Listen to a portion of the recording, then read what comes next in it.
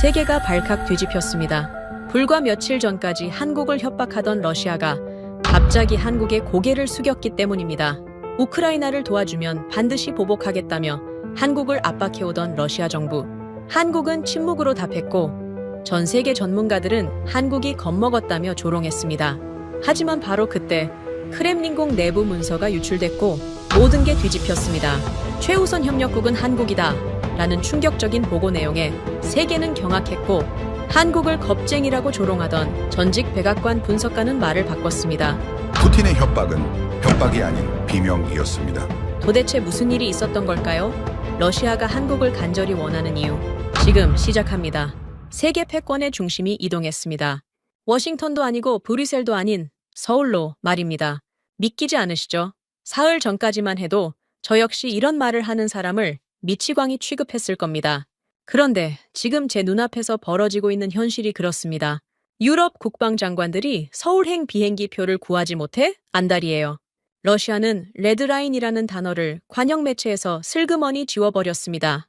월스트리트의 수십조 원이 하룻밤 만에 방향을 틀었어요. 고작 48시간 만에 벌어진 일입니다. 시작은 2026년 2월 26일 워싱턴 DC 케네디 스쿨 포럼이었습니다. 저는 아서 벤스, 전직 백악관 국가안보회의 수석 지정학 분석관이자 하버드 케네디 스쿨 석좌 교수입니다. 28년간 서방 안보 전략을 설계해온 사람이에요.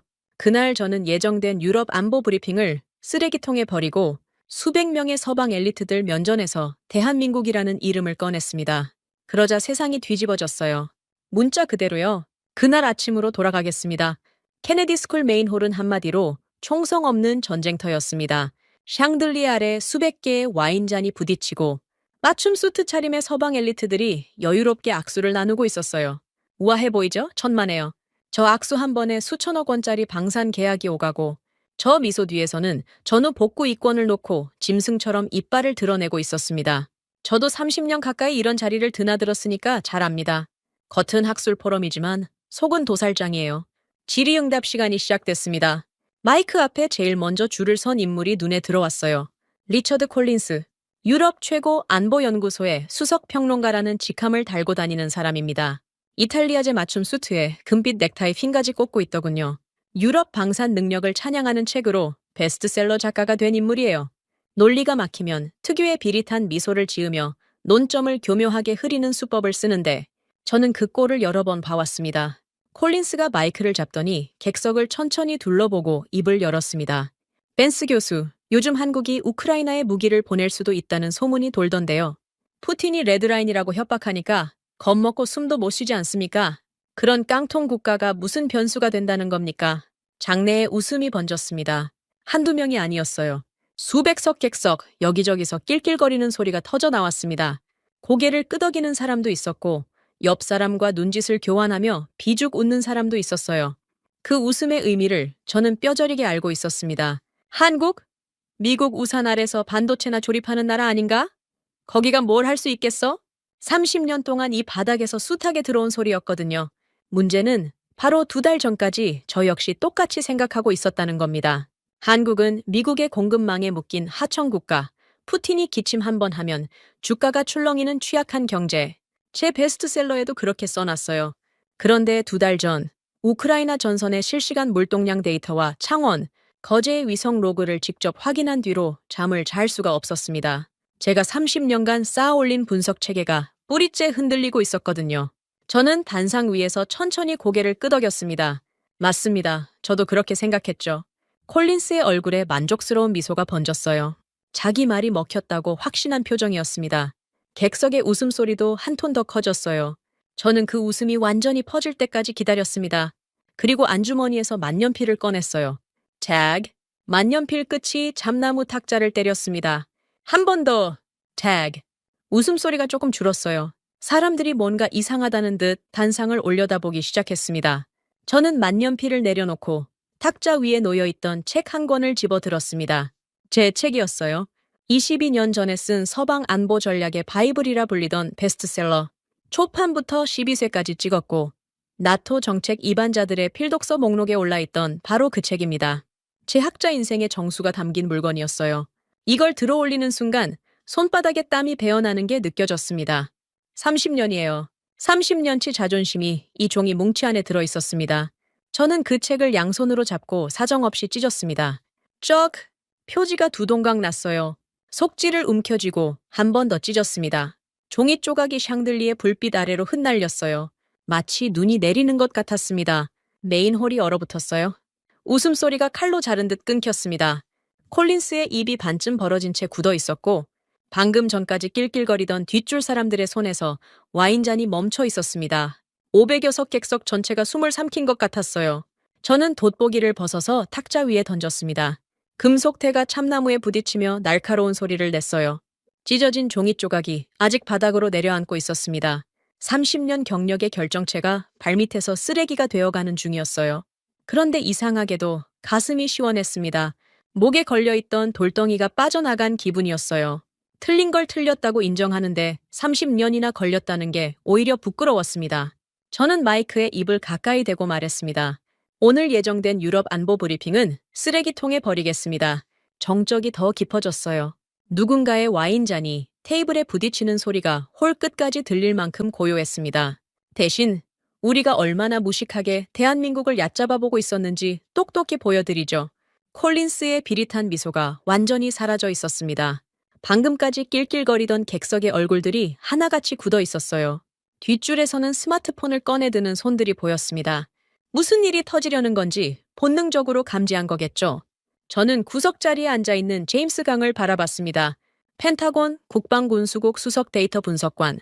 두꺼운 안경 너머 차가운 눈동자가 저와 마주쳤어요. 고개를 한번 끄덕이자 제임스 강의 손가락이 키보드 위를 날아다니기 시작했습니다. 대형 스크린에 불이 들어왔어요. 오늘 이 홀에 앉아있는 모든 사람의 세계관을 박살낼 작정이었습니다. 제 것까지 포함해서요. 찢어진 종이 조각들이 아직 바닥에 나뒹굴고 있었습니다. 누구 하나 그걸 줍는 사람이 없었어요. 아니, 줍는 게 아니라 쳐다보지도 못하고 있었습니다. 방금 전까지 이 홀을 지배하던 웃음소리, 와인잔 부딪히는 소리, 속닥거리는 수근거림, 전부 사라졌어요. 물을 끼얹은 것처럼 적막했습니다. 500여 석 객석에서 들리는 거라곤 에어컨 바람 소리뿐이었어요. 제가 30년간 써온 책의 잔해를 밟고 서 있다는 사실이 오히려 발밑을 단단하게 만들어주는 것 같았습니다. 저는 제임스 강에게 턱짓했습니다. 대형 스크린에 낡은 지도 한 장이 떠올랐어요. 냉전 시대의 세계 지도였습니다. 미국을 중심으로 나토 동맹국이 파란색으로 칠해져 있고 소련과 중국이 붉은색으로 물들어 있는 그 익숙한 구도. 이 홀에 앉아있는 사람 중 절반 이상이 이 지도를 교과서에서 처음 봤을 겁니다. 나머지 절반은 이 지도를 직접 그린 사람들이에요. 저를 포함해서요. 이겁니다. 저는 스크린을 손가락으로 가리켰습니다.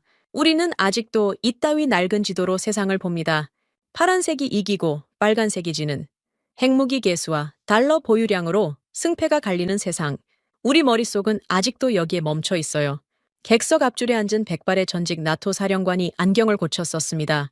불편한 기색이 역력했어요. 당연하죠. 저 지도의 논리 위에 자기 경력 전체를 올려놓은 사람이니까요. 하지만 그건 저도 마찬가지였습니다. 저 지도에서 파란색 진영의 전략을 설계한 게 바로 접니다. 그 설계가 틀렸다고 인정하는 건 제 인생 28년을 통째로 부정하는 거나 다름없었어요. 그래도 해야 했습니다. 2달 전 확인한 숫자들이 제 뒤통수를 때린 이후로 이 말을 하지 않고는 학자로서 하루도 더 버틸 수 없었거든요. 솔직히 말씀드리겠습니다. 나를 포함한 여기 있는 모두가 눈먼 바보였습니다. 웅성거림이 일었어요. 누군가가 헛기침을 했고 뒷줄에서 의자 삐걱거리는 소리가 났습니다. 제가 스스로를 바보라고 부르는 꼴을 처음 보는 사람들이 대부분이었을 겁니다. 28년간 백악관과 펜타곤의 안보 전략을 설계해오 나서 벤스가 자기 입으로 자기를 부정하고 있으니까요. 우리는 핵무기 개수에 취해 있었습니다. 달러 패권에 도취해 있었어요. 그러면서 진짜 권력을 생산하는 공장을 뭐라고 불렀습니까? 블루칼라. 땀 냄새 나는 하류산업. 우리 같은 책상머리 팬데들이 설계도만 그려주면 알아서 조립하는 하청업자. 제 목소리가 스피커를 타고 홀 구석구석까지 울렸습니다. 한 단어 한 단어가 모처럼 박히는 게 느껴졌어요. 앞줄에 앉은 유럽 출신 외교관 하나가 넥타이 매듭을 풀어당기는 게 보였습니다. 불편한 거죠. 자기가 평생 믿어온 체계를 면전에서 부정당하고 있으니까요. 나 역시 한국을 미국의 하청 국가로만 취급했던 멍청이 중 하나였습니다. 콜린스가 자리에서 몸을 비틀었어요. 뭔가 반박하고 싶은데 타이밍을 못 잡는 표정이었습니다. 하지만 저는 거기서 멈출 생각이 없었어요. 이 말을 하려고 2달을 준비했으니까요. 우크라이나를 보십시오. 제임스 강이 슬라이드를 넘겼습니다. 스크린에 우크라이나 전선의 사진들이 떠올랐어요. 서방이 자랑하던 첨단 무기 체계들, 수십억 달러짜리 전차와 방공 시스템, 카탈로그에서는 무적이었습니다. 설계도는 완벽했어요. 제가 직접 브리핑했던 장비들도 있었습니다. 이 무기를 전선에 투입하면 3달 안에 전세가 뒤집힌다고 자신만만하게 발표했던 기억이 생생해요. 문제는 전선에 투입된 뒤에 벌어졌습니다. 우리가 설계한 첨단 무기 체계가 전선에서 어떻게 됐는지 아십니까? 포탄이 떨어졌습니다. 보급이 끊겼어요. 설계도는 화려했는데 정작 쇳덩이를 찍어낼 공장이 없었습니다. 숙련공도 없었어요. 라인을 돌릴 사람 자체가 없었던 겁니다. 저는 스크린을 똑바로 바라봤습니다. 수십억 달러짜리 장비가 포탄 부족으로 전선 한복판에 버려져 고철이 되어가는 위성사진이 선명하게 보였어요. 최첨단 복합장갑 위로 녹이 슬고 포탑이 흙먼지에 파묻혀 있었습니다. 이게 서방의 민낯이었어요. 카탈로그 위의 호랑이가 전장에서는 종이 호랑이였던 겁니다. 며칠이면 끝날 줄 알았습니다. 며칠이요. 우리의 화려한 첨단 무기가 러시아를 압도할 거라고 자신만만했죠. 그런데 현실은 어땠습니까? 포탄이 바닥나자 수십억 달러짜리 전차가 고철 덩어리로 변했습니다. 방어선이 무너졌어요? 설계도를 아무리 들여다봐도 포탄은 나오지 않았습니다. 객석이 조용해졌어요. 이건 아까와는 다른 종류의 침묵이었습니다. 아까는 충격으로 얼어붙은 정적이었다면 지금은 불편해서 입을 다문 침묵이었어요. 여기 앉아있는 사람 중 상당수가 바로 그 무기체계의 설계와 수출에 관여한 사람들이었거든요. 자기 작품이 고철이 됐다는 소리를 면전에서 듣고 있는 겁니다.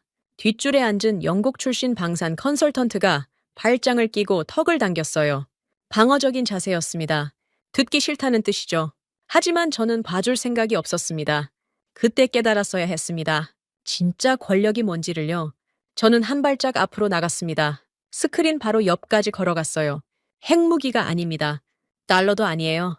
진짜 권력은 영하의 날씨에 용광로를 돌리고 24시간 쇳물을 들이부으며 전선이 요구하는 걸 당장 내일 아침까지 찍어내는 힘입니다. 설계도가 아니라 쇳덩이, 회의실이 아니라 공장. 그게 진짜 권력이에요. 저는 냉전 지도가 떠 있는 스크린을 돌아봤습니다. 파란색과 빨간색으로 칠해진 낡은 세계, 핵무기 숫자와 GDP 순위로 줄을 세우던 그 세계, 제가 30년간 머물러 있던 세계, 이제 그걸 부셔야 했습니다. 이 지도를 버리십시오. 제임스 강이 키보드를 쳤습니다. 냉전 지도가 사라지고 새로운 화면이 떠올랐어요. 전 세계 실물 산업력 지표, 조선, 방산, 원전, 토목, 중공업, 모든 지표의 색깔이 하나의 점을 향해 수렴하고 있었습니다. 아시아 대륙 동쪽 끝, 작은 반도 하나. 저는 그 점을 손가락으로 정확히 짚었습니다. 그리고 그 무식한 실물 권력을 쥐고 있는 진짜 괴물은 바로 저기 있습니다. 홀 전체가 스크린을 응시하고 있었어요. 방금 전까지 깡통 국가라고 비웃던 그 나라의 이름 위에 모든 지표의 화살표가 겹쳐져 있었습니다. 콜린스의 얼굴에서 핏기가 빠지는 게 보였어요. 앞줄의 나토 출신 장성은 안경 너머로 스크린을 뚫어지게 들여다보고 있었습니다. 대한민국, 우리가 블루칼라라고 깔보던 바로 그 나라입니다. 제 손가락이 가리킨 작은 반도 위로 실물, 산업력의 붉은 수치가 다른 모든 대륙을 압도하며 타오르고 있었습니다. 제 손가락이 대한민국을 가리킨 채 멈춰 있었습니다. 홀 안의 시선이 전부 스크린에 꽂혀 있었어요. 하지만 이건 시작에 불과했습니다. 선언만으로는 부족해요. 이 홀에 앉아있는 사람들은 전부 숫자로 먹고 사는 인간들입니다. 감정이 아니라 데이터로 증명해야 고개를 숙이는 족속이에요.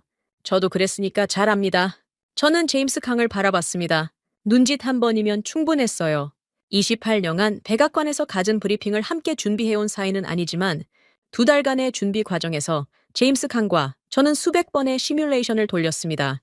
어떤 순서로 데이터를 꺼내야 이 홀을 제압할 수 있는지, 어떤 반박이 나올 때 어떤 숫자를 꽂아야 하는지 전부 짜놨어요. 제임스 강이 두꺼운 안경 너머 눈동자가 제 시선을 받아냈습니다. 고개를 미세하게 끄덕이더니 손가락이 키보드 위를 소리 없이 날아다니기 시작했어요. 타자 소리조차 들리지 않았습니다. 저 손가락이 지금 이 홀의 분위기를 완전히 뒤집어 놓을 겁니다. 스크린이 바뀌었습니다. 막대 그래프 하나가 떠올랐어요. 유럽 27개국 전체의 연간 포탄 생산량이었습니다. 프랑스, 독일, 이탈리아, 스페인, 유럽의 네로라 하는 방산 강국들의 이름이 세로축에 빼곡하게 나열돼 있었어요.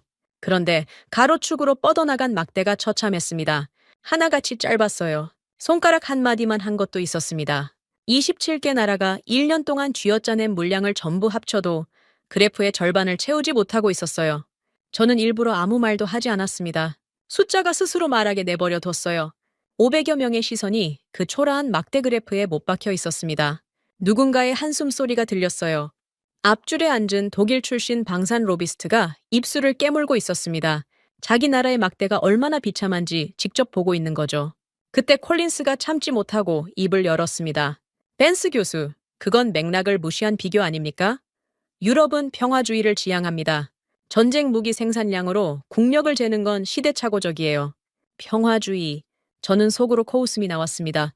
우크라이나 전선에서 자기네 동맹국 군인들이 포탄 부족으로 죽어나가는 판에 평화주의라는 단어를 입에 올리다니요. 하지만 화를 내면 지는 겁니다. 이 바닥에서 감정을 드러내는 순간 논점이 흐려져요. 저는 30년간 그걸 지켜봐 왔습니다. 대신 숫자를 꽂으면 됩니다. 저는 콜린스를 똑바로 바라보며 천천히 입을 열었습니다. 평화주의요. 좋습니다. 그 고상한 평화주의의 대가를 지금 전선에서 피로 치르고 있는 건 누구입니까? 콜린스의 미소가 살짝 굳었어요. 하지만 아직 여유를 부리고 있었습니다. 자기가 논점을 흐리는데 성공했다고 생각하는 표정이었어요. 그 여유가 3초 뒤에 사라지게 됩니다.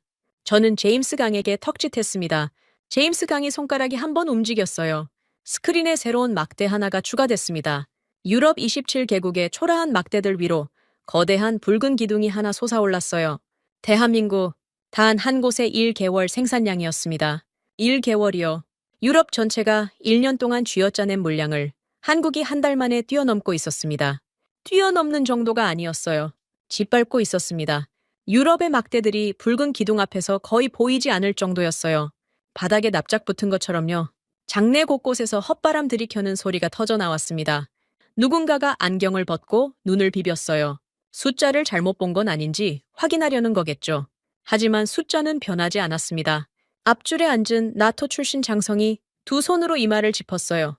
뒷줄에서는 스마트폰 카메라 셔터 소리가 여기저기서 터졌습니다. 콜린스의 얼굴이 볼만했습니다. 아까까지의 비릿한 미소가 흔적도 없이 사라졌어요. 입을 벌렸다 다물었다를 반복하고 있었습니다. 반박할 말을 찾고 있는 거겠죠. 하지만 저 숫자 앞에서 무슨 말을 하겠습니까? 평화주의? 맥락? 그런 말장난이 먹힐 규모가 아니었어요. 저는 콜린스에게서 시선을 거두고 객석 전체를 천천히 둘러봤습니다. 방금 전까지 한국을 깡통 국가라며 비웃던 얼굴들이 하나같이 굳어 있었어요. 누구는 턱을 괴고, 누구는 팔짱을 끼고, 누구는 넥타이를 잡아당기고 있었습니다. 전부 같은 표정이었어요. 믿고 싶지 않은데 숫자가 눈앞에 있으니 부정할 수도 없는 그 불편한 얼굴. 이제 질문 하나 드리겠습니다. 저는 목소리를 한 톤 낮췄어요. 일부러 차갑게 만들었습니다. 아까 콜린스 씨가 말씀하셨죠. 푸틴이 한국을 협박했다고, 레드라인을 운운하며 한국을 겁줬다고. 다들 그렇게 알고 있으시죠? 고개를 끄덕이는 사람이 몇 명 보였어요. 당연하다는 듯이요. 언론이 그렇게 보도했으니까요. 러시아가 한국에 경고를 날렸다. 우크라이나에 무기를 보내면 대가를 치를 것이다. 전 세계 뉴스 헤드라인에 박힌 문장이었습니다. 저도 2달 전까지는 그렇게 읽었어요. 아닙니다. 정적이 깔렸어요. 푸틴이 한국을 협박한 게 아닙니다. 저는 스크린 옆으로 한 발짝 다가갔습니다. K2 전차와 천무다연장 로켓이 우크라이나 전선에 깔리면 어떻게 되는지 아십니까? 러시아 방어선이 일주일 안에 녹아내립니다. 일주일이에요. 지금 러시아군이 이를 악물고 버티고 있는 그 전선이 한국산 장비가 투입되는 순간 종이처럼 찢어진다는 겁니다. 제임스 강이 스크린에 추가 데이터를 띄웠습니다. K2 전차의 화력 투사 범위, 천무의 동시 타격 능력, 그리고 현재 러시아 방어선의 취약 구간을 겹쳐놓은 시뮬레이션 맵이었어요. 붉은 화살표가 러시아 방어선을 6군데서 동시에 관통하는 그림이 선명하게 보였습니다. 러시아 참모본부가 이 시뮬레이션을 돌려봤을 때 어떤 기분이었겠습니까? 잠이 오겠어요? K2 한 개 대대가 전선에 나타나는 순간 2년 넘게 쌓아올린 방어체계가 일주일 만에 지워지는 겁니다. 천무가 불을 뿜으면 후방 보급선까지 끊겨요. 그건 전선 붕괴가 아니라 전쟁 종결입니다. 저는 다시 객석을 바라봤습니다. 그러니까 푸틴의 레드라인은 협박이 아니었습니다. 목소리를 더 낮췄어요. 살려달라는 비명이었습니다. 제발 한국이 전선에 오지 말아달라는 처절한 애원이었어요. 홀이 완전히 멈췄습니다. 숨소리조차 들리지 않았어요. 방금 전까지 세계 최강의 핵무장 국가라고 믿어 의심치 않았던 러시아가 한반도 끝에 작은 나라 앞에서 비명을 질렀다는 사실을 소화하지 못하는 얼굴들이었습니다. 콜린스를 봤어요. 아까 그 비릿한 미소, 교묘하게 논점을 흐리던 그 얄팍한 여유가 완전히 증발해 있었습니다. 입술이 미세하게 떨리고 있었어요. 반박을 하고 싶은데 할 수가 없는 겁니다. 숫자가 너무 압도적이었거든요. 평화주의라는 말장난으로 빠져나갈 구멍이 없었습니다. 앞줄의 나토 출신 장성이 옆 사람에게 뭔가 속삭였어요. 뒷줄에서는 노트북을 펴고 미친 듯이 무언가를 검색하는 손가락들이 보였습니다. 방금 들은 숫자가 맞는지 확인하려는 거겠죠. 확인해 보십시오. 얼마든지요. 저도 2달 전에 똑같은 짓을 했으니까요. 밤새워 데이터를 뒤지고 위성 로그를 교차 검증하고 혹시 오류가 있지 않을까 12번을 다시 돌려봤습니다. 결과는 같았어요. 오히려 파고들수록 더 압도적이었습니다. 저는 마이크를 천천히 입 가까이 가져갔습니다. 이건 시작에 불과합니다. 군사력은 첫 번째 퍼즐 조각일 뿐이에요. 스크린의 시뮬레이션 맵이 서서히 어두워졌어요. 다음 데이터가 준비되고 있었습니다. 진짜 무서운 건 전쟁이 끝난 뒤에 벌어집니다. 전쟁이 끝난 뒤, 그 한마디에 홀의 공기가 다시 바뀌었습니다. 방금까지는 군사력 데이터에 압도당한 충격이었다면 지금은 뭔가 더 큰 게 온다는 불안감이었어요. 앞줄에 앉은 사람들의 어깨가 미세하게 굳는 게 보였습니다. 이 홀에 있는 인간들은 전부 냄새로 먹고 사는 족속이에요. 위험의 냄새, 기회의 냄새, 돈의 냄새. 지금 저들의 코가 뭔가를 감지한 겁니다. 제가 다음 말을 꺼내기도 전에 EU 전략국장 데이비드 스미스가 자리에서 벌떡 일어났습니다. 포럼 총괄 호스트라는 직함답게 앞줄 정중앙에 앉아 있었는데 얼굴이 벌겋게 달아올라 있었어요. 이마에 식은땀이 맺혀 있었습니다. 평소에는 젠틀한 영국식 매너를 철저히 유지하는 사람인데 지금은 그 가면이 반쯤 벗겨진 상태였어요. 잠깐만요, 벤스 교수. 군사물자 생산량이야 인정합시다. 하지만 전후 제거는 완전히 다른 영역 아닙니까? 무기만 좀 찍어낼 뿐 전후 복구의 주도권은 결국 서방 자본이 쥐게 됩니다. 그건 역사가 증명하고 있어요. 목소리가 떨리고 있었습니다. 자신감에서 나온 발언이 아니었어요. 공포에서 나온 발언이었습니다. 스미스가 왜 저렇게 필사적인지 저는 정확히 알고 있었어요. 유럽 자체 방산망 구축이라는 명목으로 수백억 유로의 예산을 주무르고 있는 사람입니다. 전후 복구 사업까지 유럽 주도로 가져가겠다는 계획의 총괄 책임자예요. 제 폭로가 계속되면 그 거대한 밥그릇이 통째로 날아가는 겁니다. 발악할 수밖에 없죠. 저는 코웃음을 쳤습니다. 소리 내서요. 마이크가 그 소리를 고스란히 잡아서 홀 전체에 퍼뜨렸어요. 서방 자본이 주도한다. 좋습니다. 그럼 한 가지만 여쭙겠습니다. 제임스 강에게 턱짓했습니다. 스크린이 바뀌었어요. 지구본이 천천히 회전하더니 러시아 극동 지방에서 멈췄습니다. 시베리아와 북극 항로가 선명하게 표시된 지도였어요. 붉은 점선이 블라디보스토크에서 시작해 북극해를 관통하며 유럽까지 이어지고 있었습니다. 그 점선 위로 숫자들이 떠올랐어요. 영하 40도, 풍속 초속 25m, 동토층 깊이 300m, 극한 환경의 스펙이 화면을 가득 채웠습니다. 전쟁이 끝나면 러시아 앞에 뭐가 남는지 아십니까? 폐허입니다. 우크라이나 접경에서부터 1200km에 달하는 새로운 전선을 따라 도시가 부서져 있고 인프라가 녹아내려 있어요. 도로, 철도, 항만, 발전소 전부 다시 지어야 합니다. 저는 스크린의 시베리아 지도를 손가락으로 천천히 따라갔습니다. 하지만 러시아에게 진짜 문제는 전선 복구가 아닙니다. 여기에요. 손가락이 북극 항로 위에서 멈췄어요. 시베리아 개발과 북극 항로 건설. 이게 전후 러시아의 명운을 결정짓는 사업입니다. 에너지 수출의 새로운 통로, 극동의 자원 개발, 북극해를 관통하는 물류혁명, 푸틴이 전쟁 이후를 내다보며 목숨을 걸고 있는 프로젝트예요. 스미스가 입을 열려 했습니다. 하지만 저는 그 틈을 주지 않았어요. 문제는 이겁니다. 영하 40도에서 쇳물을 부을 수 있는 나라가 어디 있습니까? 제임스 강이 슬라이드를 넘겼습니다. 극한지방 토목 기술 보유국 평가 지표가 떠올랐어요. 쇠빙선 건조 능력, 극저온 콘크리트 타설 기술, 원전 건설 실적, 대형 플랜트 시공 능력, 4가지 항목이었습니다. 극한 환경에서 인프라를 지어 올리려면 4가지가 동시에 필요합니다. 쇠빙선을 만들 조선 기술, 영하 40도에서 얼지 않는 콘크리트를 부을 수 있는 토목 기술, 전력을 공급할 원자력 발전소를 지을 수 있는 원전 기술, 그리고 이 모든 걸 현장에서 통합 운영할 수 있는 대형 플랜트 시공 능력. 저는 스크린을 돌아봤습니다. 4가지 항목 옆에 국가별 점수가 나열돼 있었어요. 미국, 유럽, 중국, 인도, 일본. 하나하나 짚어봤습니다. 미국, 설계 능력은 세계 최고입니다. 하지만 공장이 없어요. 숙련공이 없습니다. 조선소는 20년 전에 문 닫았고, 원전은 10년째 한 기도 완공을 못하고 있죠. 앞줄에 앉은 미국 출신 방산 관계자의 표정이 딱딱하게 굳었어요. 유럽, 더 처참합니다. 쇠빙선을 만들 조선소가 없어요. 극지 토목 경험은 노르웨이가 조금 있지만 규모가 안 됩니다. 원전은요? 프랑스가 플라망빌 원전 하나 짓는데 17년이 걸렸습니다. 17년이에요. 스미스의 이마에서 땀이 흘러내리는 게 보였습니다. 그럼 중국은 어떻습니까? 저는 일부러 한 박자 쉬었어요. 많은 사람들이 중국을 떠올렸을 겁니다. 규모의 경제, 저렴한 노동력, 1대1로 인프라 경험, 그럴싸하죠? 러시아 수뇌부가 제일 먼저 검토한 나라가 중국이었습니다. 결론부터 말씀드리면 실격이에요. 객석이 술렁였어요. 이유는 단순합니다. 중국의 영토 야욕 때문이에요. 시베리아에 중국 인프라를 깔아주는 순간 그건 개발이 아니라 점령의 교두보가 됩니다.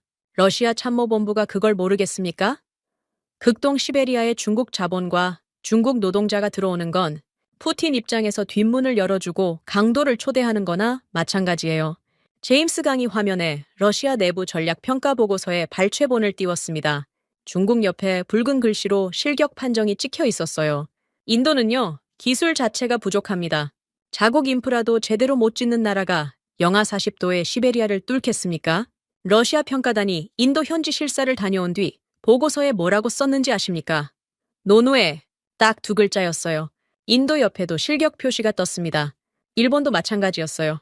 기술은 있지만 제재 리스크와 정치적 제약 때문에 참여 자체가 불가능하다는 판정이었습니다. 화면에 남은 나라가 하나였어요. 제임스 강이 마지막 슬라이드를 띄웠습니다. 글로벌 건설 역량 지표와 로이드 성급 데이터를 교차한 종합평가표였어요. 쇠빙선 건조 3만 통업 이상, 한국이 세계 1위, 극저온 플랜트 시공 실적, 한국이 세계 1위, 원전 건설 속도와 품질, 한국이 세계 1위, 대형 해양 구조물 시공, 한국이 세계 1위, 4개 항목 전부였습니다. 1위가 아닌 항목이 하나도 없었어요. 보이십니까? 저는 스크린을 가리켰습니다.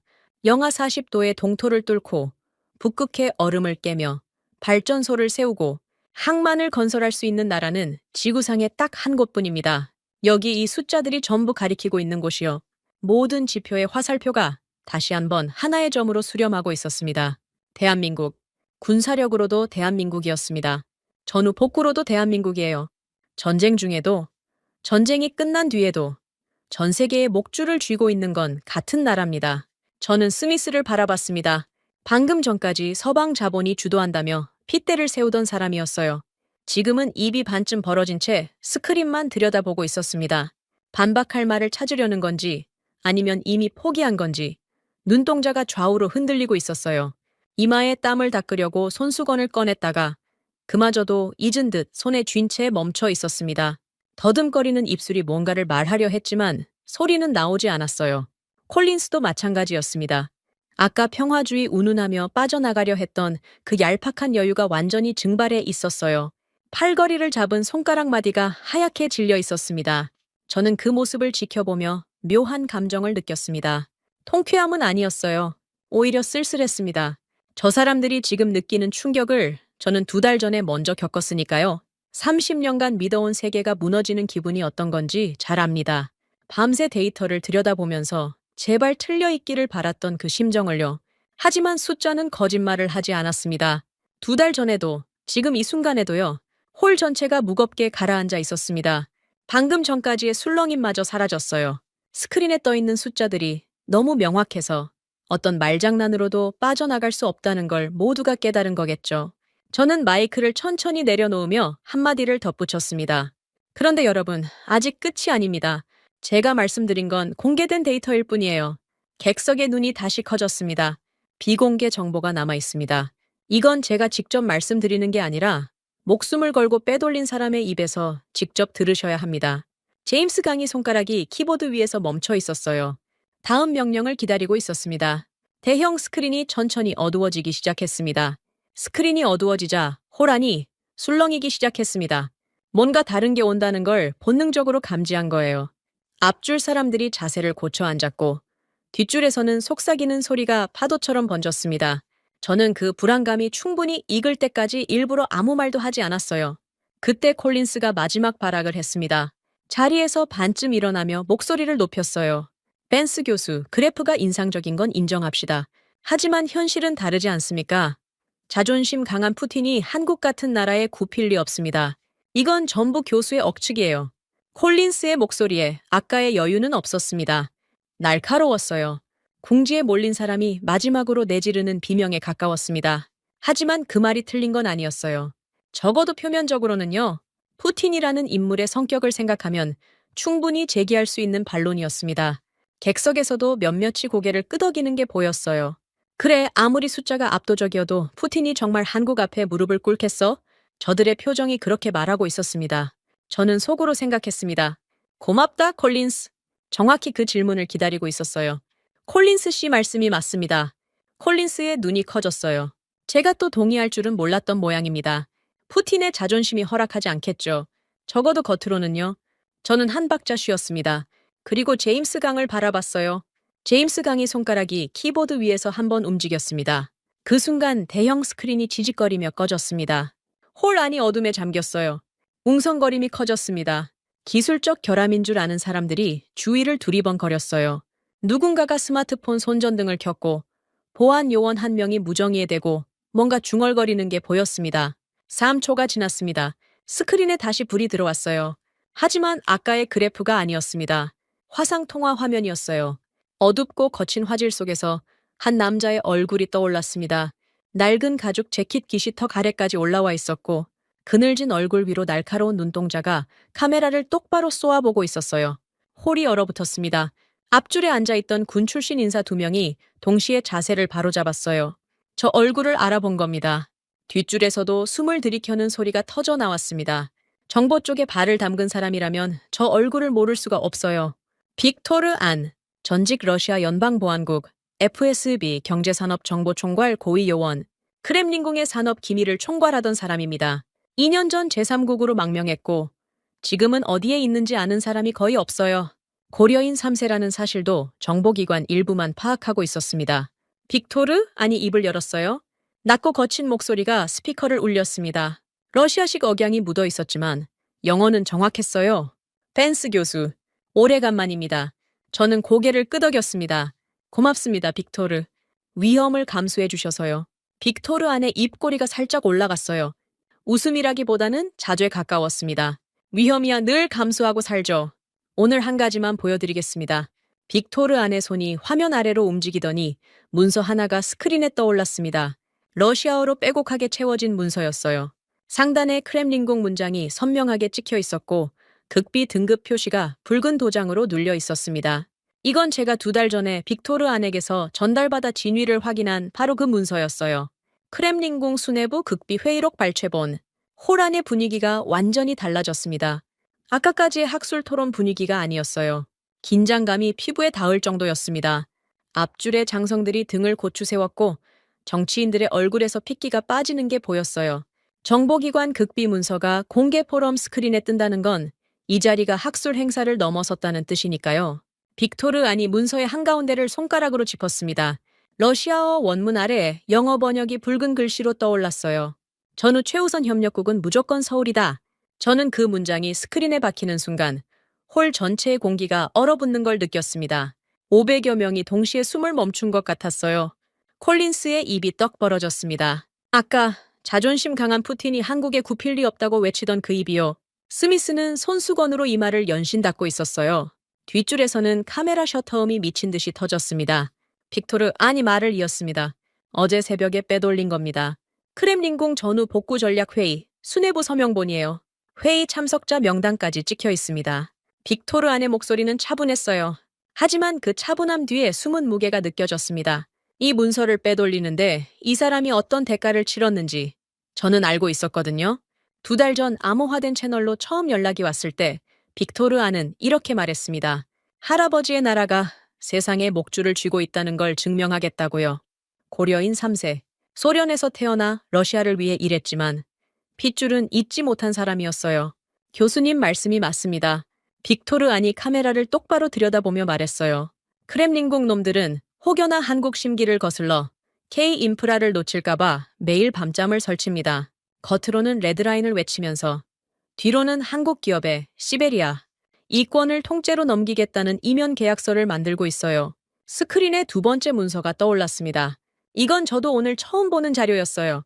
러시아 측이 한국 기업에 제안하려고 준비한 이면 로비 계약서 초안이었습니다. 시베리아 자원 개발 이권, 북극 항로 항만 건설 우선권, 극동 원전 사업 독점 참여권, 파격적인 조건이 줄줄이 나열돼 있었어요. 러시아가 다른 어떤 나라에도 제시한 적 없는 수준의 양보였습니다. 저는 심장이 뛰는 걸 느꼈습니다. 빅토르, 아니 목숨을 걸고 가져온 마지막 한 방이었어요. 보이십니까? 저는 객석을 향해 돌아섰습니다. 푸틴이 한국을 위협했다고요? 겉으로는 그랬죠. 하지만 뒤에서는 이걸 준비하고 있었습니다. 제발 우리 좀 도와달라고? 뭐든 다 주겠다고, 이권을 통째로 넘기겠다고. 자존심 강한 푸틴이요. 콜린스가 의자 팔걸이를 움켜쥐고 있었습니다. 손마디가 하얗게 질려 있었어요. 아까 자존심 강한 푸틴이 한국에 굽힐 리 없다던 그 논리가 크렘린궁 자체 문서에 의해 박살나고 있었습니다. 자기 입으로 판 무덤에 자기가 묻히는 꼴이었어요. 저는 마지막으로 스크린을 가리켰습니다. 아까 제임스 강이 보여준 미국 펜타곤 데이터와 지금 빅토르, 아니 공개한 크렘린궁 극비 문서가 나란히 떠 있었어요. 미국 측 분석과 러시아 측 내부 문서, 서로 다른 출처, 서로 다른 루트, 서로 다른 시점에서 수집된 정보. 그런데 결론이 완벽하게 일치하고 있었습니다. 대한민국 2개의 적대국이 같은 결론에 도달했습니다. 미국의 데이터도 대한민국을 가리키고 있고 러시아의 극비 문서도 대한민국을 가리키고 있어요. 서로 총을 겨누고 있는 두 나라가 뒤에서는 같은 나라의 문 앞에 줄을 서고 있었던 겁니다. 홀 전체가 어떤 반박도 불가능한 침묵에 잠겼습니다. 데이터로 반박할 수 없고 음모론으로 빠져나갈 수도 없는 상태. 적대국의 기밀 문서가 아군의 분석과 한치의 오차 없이 맞아떨어지는 순간 더 이상 의심의 여지는 남지 않는 거예요. 빅토르, 아니 마지막으로 한마디를 덧붙였습니다. 벤스 교수, 한 가지만 더 말씀드리죠. 크렘린궁에는 비공식 용어가 하나 있습니다. 한국을 부르는 암호명이에요. 빅토르 안의 눈이 카메라를 관통하듯 쏘아봤습니다. 유일한 열쇠. 크렘린궁 수뇌부는 한국을 그렇게 부릅니다. 스크린이 천천히 어두워졌습니다. 빅토르 안의 얼굴이 사라지고 홀에 다시 조명이 돌아왔어요. 하지만 아무도 움직이지 않았습니다. 500여 명의 서방 엘리트들이 의자에 못 박힌 듯 앉아 있었어요. 스크린에 아직 남아있는 2개의 문서. 미국과 러시아가 동시에 가리킨 하나의 이름을 멍하니 들여다보고 있었습니다. 정적을 깨뜨린 건 의외의 소리였습니다. 의자가 바닥을 긁는 날카로운 소리. 스미스였어요. EU 전략국장 데이비드 스미스가 자리에서 벌떡 일어나며 의자를 뒤로 밀어버린 겁니다. 얼굴이 시뻘겋게 달아올라 있었어요. 이마에 땀이 턱 아래까지 흘러내리고 있었는데 닦을 생각도 못하는 것 같았습니다. 젠틀한 영국식 매너 따위는 이미 어디론가 증발해버린 상태였어요. 스미스의 시선이 홀 뒤편을 향했습니다. 출입구 쪽에 서 있던 검은 수트 차림에 보안 요원 2명과 눈이 마주쳤어요. 스미스가 고개를 한번 끄덕이자 보안 요원들이 움직이기 시작했습니다. 포럼 총괄 호스트의 권한으로 직접 배치한 사설 보안팀이었어요. 저는 이 상황을 예상하고 있었습니다. 스미스가 유럽 자체 방산망 구축 명목으로 수백억 유로의 예산을 주무르고 있다는 건 이미 파악한 정보였거든요. 오늘 폭로가 끝까지 진행되면 그 예산의 정당성이 증발합니다. 스미스 입장에서는 자기 제국이 무너지는 걸 눈뜨고 볼 수 없는 거예요. 이건 조작입니다. 스미스의 목소리가 홀 전체에 퍼졌어요. 마이크를 쓰지 않았는데도 뒷줄까지 들릴 만큼 악을 썼습니다. 출처불명의 망명자가 들고 온 문서를 학술 포럼에서 공개한다고요? 이건 보안 위반이자 포럼의 품격을 심각하게 훼손하는 행위입니다. 당장 마이크 끄고 저 스크린 전원 내려! 보안 요원 2명이 단상 옆 기술 부스를 향해 빠르게 걸어가고 있었습니다. 메인 전원을 차단하러 가는 거예요. 객석이 다시 술렁이기 시작했어요. 앞줄 사람들이 고개를 돌려 보안 요원들의 움직임을 쫓았고 뒷줄에서는 일어서는 사람도 있었습니다. 혼란이 번지고 있었어요. 저는 움직이지 않았습니다. 당황할 이유가 없었거든요. 2달간의 준비에는 이 상황까지 포함돼 있었습니다. 제임스 강을 봤어요. 구석 자리에서 두꺼운 안경 너머로 냉정하게 상황을 관찰하고 있었습니다. 저와 눈이 마주치자 입꼬리가 미세하게 올라갔어요. 이미 다 끝났다는 표정이었습니다. 보안 요원이 기술 부스에 도착했습니다. 메인 전원 패널에 손을 뻗었어요. 스위치를 내렸습니다. 아무 일도 일어나지 않았어요. 스크린은 그대로 켜져 있었습니다. 조명도, 음향 시스템도 멀쩡했어요. 보안 요원이 당황한 얼굴로 스위치를 다시 올렸다 내렸습니다. 한 번 더, 그리고 한 번 더. 반응이 없었어요. 옆에 있던 기술 스태프가 노트북을 열었지만 서버 접근이 차단돼 있다는 에러 메시지만 뜨고 있었습니다. 제임스 강이 이미 손을 써놓은 거였어요. 펜타곤 국방군수국 수석 데이터 분석관, 전 세계 군사 네트워크의 보안 체계를 설계하고 점검하는 사람입니다. 대학 포럼장의 서버 권한을 장악하는 건 이 사람에게는 아침에 커피 내리는 것만큼이나 간단한 일이었어요. 포럼이 시작되기 1시간 전에 이미 서버 관리자 권한을 확보해 놓은 상태였습니다. 스미스가 물리적으로 전원을 끊으려 해도 시스템 제어권 자체가 제임스 강의 손안에 있으니 소용이 없는 거예요. 스미스의 얼굴이 일그러졌습니다. 보안 요원에게 뭔가 다급하게 지시하는 게 보였어요. 요원이 전원 케이블 자체를 뽑으려고 바닥에 몸을 숙였습니다. 그 순간 제임스 강의 손가락이 한 번 더 움직였어요. 스크린에 새로운 메시지가 떠올랐습니다. 포럼장 보안 시스템 외부 제어 모드 활성화. 케이블을 뽑아도 예비 전원으로 자동 전환되도록 세팅해 둔 겁니다. 보안 요원이 케이블을 뽑았어요. 스크린이 1초간 깜빡이더니 아무 일 없었다는 듯 다시 켜졌습니다. 스미스의 입에서 욕이 새어나왔어요. 영국 신사의 가면이 완전히 벗겨진 순간이었습니다. 저는 그 광경을 지켜보면서 가슴이 뜨거워지는 걸 느꼈습니다. 분노가 아니었어요. 확신이었습니다. 저렇게까지 발악한다는 건 우리가 정확히 급소를 찌르고 있다는 뜻이니까요. 그때 콜린스가 마지막 카드를 꺼냈습니다. 자리에서 일어나 객석을 향해 몸을 돌렸어요. 더 이상 저에게 말하는 게 아니었습니다. 정중에게 직접 호소하기 시작한 겁니다. 여러분, 냉정하게 생각해 보십시오. 지금 이 자리에서 벌어지고 있는 일이 정상적으로 보입니까?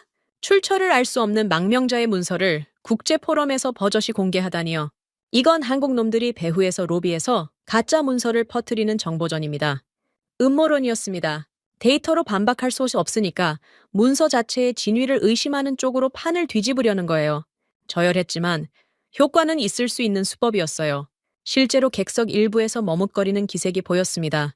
혹시 그럴 수도 있지 않나 하는 의구심에 싹이 트는 표정들이었어요. 저는 화를 내지 않았습니다. 화를 내면 콜린스의 프레임에 말려드는 겁니다.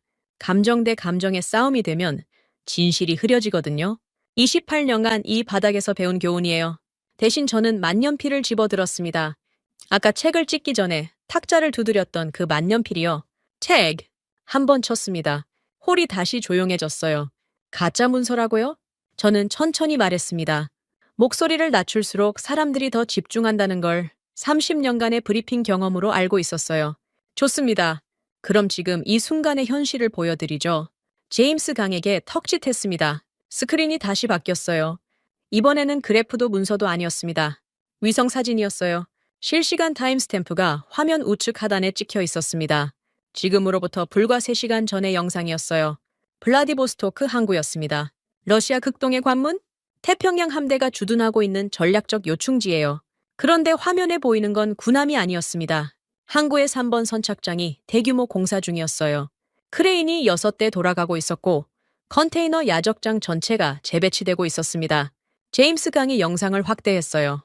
선착장의 구조물 위에 찍힌 규격 표시가 선명하게 보였습니다. 한국 표준 규격이었습니다.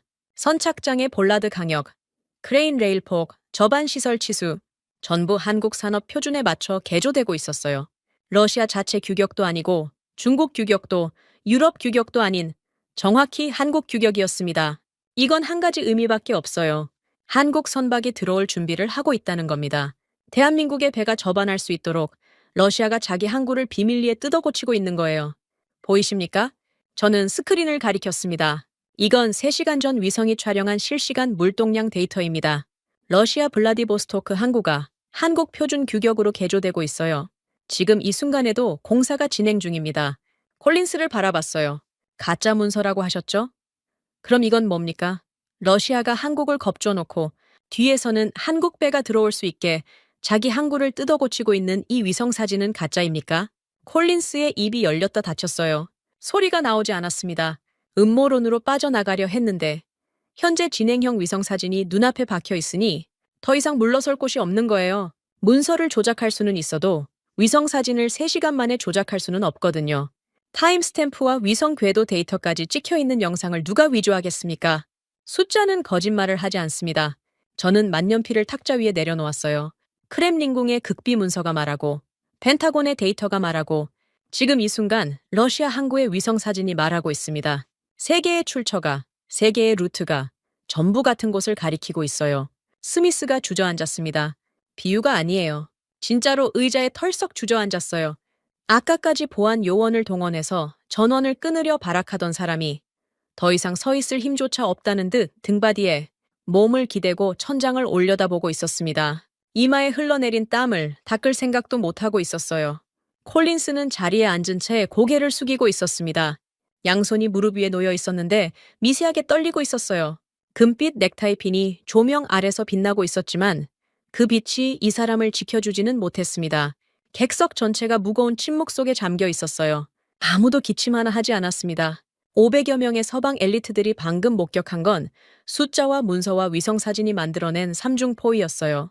어떤 말장난으로도, 어떤 음모론으로도, 어떤 물리적 방해로도 뚫을 수 없는 완벽한 포위. 그리고 그 포위의 중심에는 대한민국이라는 세 글자가 박혀 있었습니다. 저는 충분히 기다렸습니다. 침묵이 무르익을 때까지요. 이 홀에 앉아있는 사람들의 세계관이 부서지는 데는 시간이 필요했어요. 30년간 믿어온 것이 무너지는 순간의 충격을 저는 2달 전에 먼저 겪었으니까 저들에게도 그 시간을 줘야 한다고 생각했습니다. 하지만 무한정 기다릴 수는 없었어요. 마지막 쐐기를 박아야 했습니다. 저는 단상 앞으로 한 발짝 나갔습니다. 마이크에 손을 대지 않았어요. 대신 육성으로. 하지만 홀 구석구석까지 닿을 만큼 또렷하게 입을 열었습니다. 이제 정리하겠습니다. 몇몇이 고개를 들었어요. 고개를 숙이고 있던 콜린스도 천장을 멍하니 올려다보던 스미스도 뒷줄에서 노트북 화면에 코를 박고 있던 사람들도요. 500여 개의 시선이 다시 단상으로 모였습니다. 우리는 30년간 착각 속에 살았습니다. 핵무기 개수가 패권이라고 믿었어요. 달러를 찍어내는 나라가 세상을 지배한다고 확신했습니다. 군사동맹의 이름만 대면 상대가 무릎을 꿇을 거라고 착각했죠. 스크린에는 아직 블라디보스토크 항구의 위성사진이 남아있었어요. 한국 표준 규격으로 개조되고 있는 선착장의 모습이요. 저는 그 화면을 등지고 객석을 바라봤습니다. 그 착각이 오늘 끝났습니다. 목소리를 한 톤 낮췄어요. 과거의 이름뿐인 군사동맹과 달러 만능주의는 끝났습니다. 우크라이나 전선이 증명했어요. 설계도만으로는 전쟁을 이길 수 없습니다. 달러를 아무리 찍어내도 공장이 없으면 포탄 하나 나오지 않아요. 핵무기가 수천 발이어도 영하 40도에서 인프라를 지어 올릴 능력이 없으면 전후 복구의 주도권은 가져갈 수 없습니다. 앞줄에 앉은 전직 나토 사령관이 두 손을 깍지 끼고 눈을 감았어요. 받아들이고 있는 건지 거부하고 있는 건지 알 수 없었습니다. 하지만 그게 중요한 게 아니었어요. 중요한 건 숫자였고 숫자는 이미 나왔습니다. 진짜 패권은 위기를 돌파하는 압도적인 실물 생산력과 인프라 운용 능력을 가진 국가만이 가질 수 있습니다. 전쟁 중에 쇳덩이를 찍어내고 전쟁이 끝나면 폐허 위에 도시를 세우는 힘, 그 힘을 가진 나라가 세계의 중심이 됩니다. 저는 스크린 옆으로 걸어갔어요. 제임스 강이 마지막 슬라이드를 띄웠습니다. 오늘 보여드린 모든 데이터가 한 화면에 압축돼 있었어요. 포탄 생산량, 극한지방 인프라 역량, 크렘린궁 극비 문서, 블라디보스토크 위성사진, 4개의 증거가 4개의 화살표로 하나의 점을 가리키고 있었습니다. 세계를 움직이는 중심이 이동했습니다. 워싱턴이 아닙니다. 브뤼셀도 아니에요. 저는 그 점을 손가락으로 짚었습니다. 서울입니다. 홀이 정지한 것 같았어요. 시간 자체가 멈춘 느낌이었습니다. 대한민국은 더 이상 변방의 하청 국가가 아닙니다. 우리가 무릎을 꿇고 협력을 구해야 할 세계의 중심축이에요. 그 말이 끝나는 순간 홀 오른쪽 중간줄에서 움직임이 포착됐습니다. 포럼이 시작된 이후 단 한 번도 자세를 바꾸지 않았던 사람이었어요. 팔짱을 끼고 무표정하게 관망하던 그 사람이 처음으로 움직였습니다. 마이클 브라운이 자리에서 벌떡 일어났어요. 월스트리트 1위 글로벌 인프라 투자은행 총괄 CEO. 이 홀에 앉아 있는 사람 중 가장 많은 돈을 굴리는 인물입니다. 포럼 내내 한마디도 하지 않았어요. 웃지도, 인상을 찌푸리지도, 고개를 끄덕이지도 않았습니다. 그저 팔짱을 끼고 모든 걸 지켜보고 있었어요. 포탄 그래프가 나올 때도, 크렘링궁 문서가 공개될 때도, 위성사진이 뜰 때도요. 피도 눈물도 없다는 평판이 괜히 붙은 게 아니었습니다. 이 사람에게는 국가 간의 의리나 체면 따위는 존재하지 않아요. 오직 하나만 봅니다. Don. 돈이 어디로 흘러야 하는지 그 방향만 봅니다. 브라운이 자리에서 일어나는 순간 주변 사람들이 움찔했어요. 양옆에 앉아있던 투자자 2명이 반사적으로 브라운을 올려다봤습니다.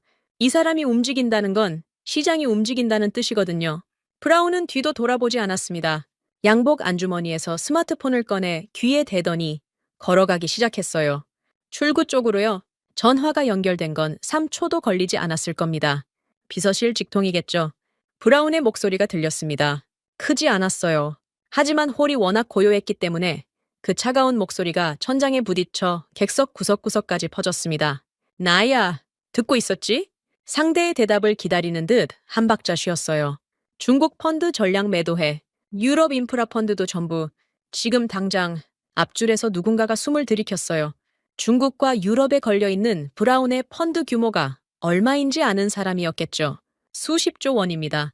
수십조. 그 돈이 한꺼번에 빠져나가면 시장이 출렁이는 정도가 아니에요. 지각이 흔들립니다. 브라운이 걸음을 멈추지 않은 채 말을 이었어요. 서울행 전용기 띄워. 오늘 밤 안으로. 한국중공업, 방산, 조선. 지분을 무조건 쓸어 담아. 가격 불문이야. 가격 불문. 저 네 글자가 홀에 떨어진 순간 객석의 공기가 완전히 바뀌었습니다. 지금까지는 충격과 혼란이었어요. 하지만 브라운이 움직이는 걸 본 순간 충격이 공포로 변했습니다.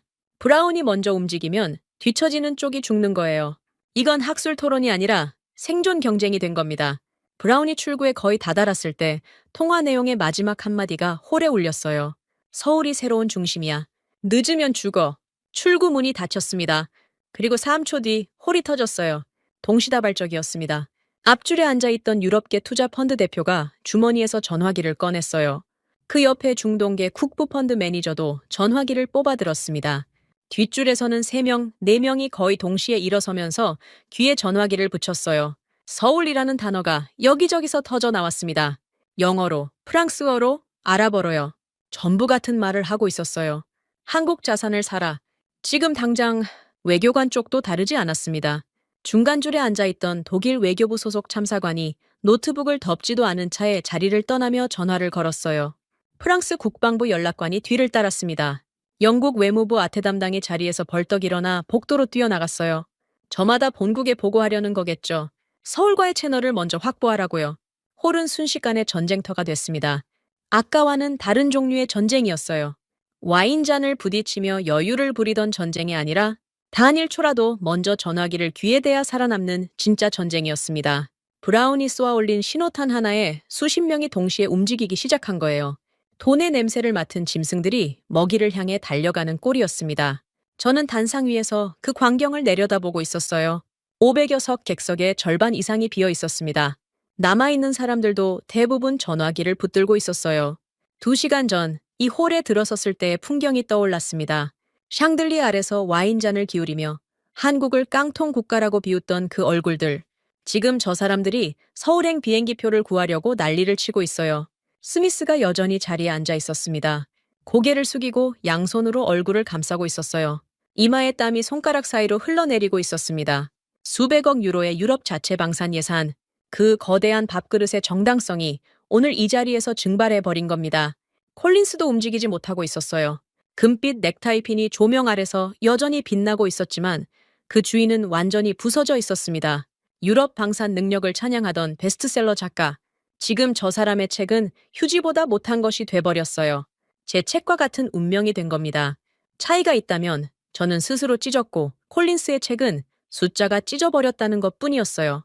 제임스 강이 구석자리에서 조용히 노트북을 닫았습니다.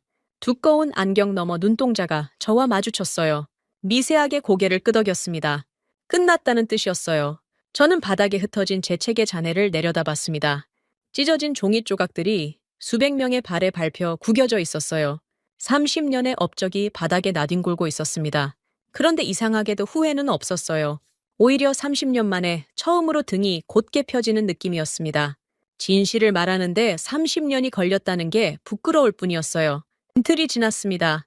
2026년 2월 28일 워싱턴 DC 제 개인 집무실이에요. 창밖으로 포토맥 강이 회색빛 겨울 하늘 아래 조용히 흐르고 있었습니다. 평소 같으면 커피 한 잔 들고 저 강을 멍하니 바라보는 게 아침 루틴이었어요. 하지만 오늘은 그럴 여유가 없었습니다. 집무실 벽면에 걸린 TV 2대가 쉬지 않고 속보를 쏟아내고 있었거든요. CNN이 먼저 보였습니다. 화면 하단에 빨간 띠가 흐르고 있었어요. 글로벌 증시 일제 상승, K방산 및 중공업 섹터 이틀 연속 폭등, 앵커가 흥분한 목소리로 숫자를 읊고 있었습니다. 한국 주요 방산주가 이틀 만에 40% 넘게 뛰었다는 내용이었어요. 조선주는 더했습니다. 50%를 돌파한 종목도 있었어요.